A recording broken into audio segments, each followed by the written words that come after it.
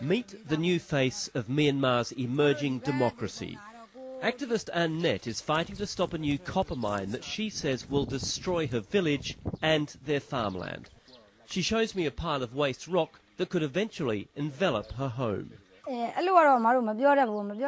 If we lost this mountain, I'm sure we cannot survive, she tells me. I don't care how much money we can get from mining, we care about our nature. This is a taste of what the villagers can expect here at the Lepidong mine.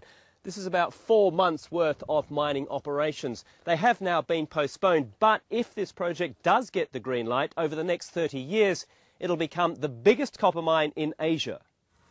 The mine in northern Myanmar's Lepidong Mountains is part of a joint venture between the Myanmar military and a Chinese mining company linked to the Chinese military. Operations were suspended 6 months ago after the government said it would review the project. To get an idea of the scale, an existing copper mine in mountains just a few kilometres from Lepidong is working at full capacity. When it's finished, these mountains will have been flattened, and this is only a medium-sized mine. 88 monks from this local monastery were injured in November when police used smoke bombs containing white phosphorus to drive protesters out of a camp at the mine site. Ashin Kalavsva was in hospital for 6 weeks. The scars on his legs, chest and face are still clear. First they attacked us with water cannon, he says. After that, they threw the incendiary bombs. For the monks, it's not just support for the villagers, they're also fighting for an historic Buddhist temple right in the middle of the site. The mining company has offered to move it intact to another site.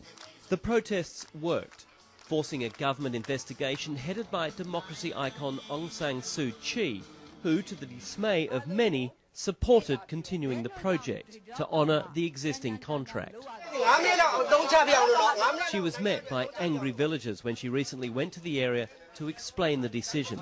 But for Annette, whose home is covered with pictures of Suu Kyi and her much-revered father, the independence leader Aung San, she says she continues to love Suu Kyi like a parent. But the fight, she says, will go on. She won't leave. I'm not afraid at all. We have to protest if they continue, she says. We have already let them know that if they neglect the people's desire, we are going to protest.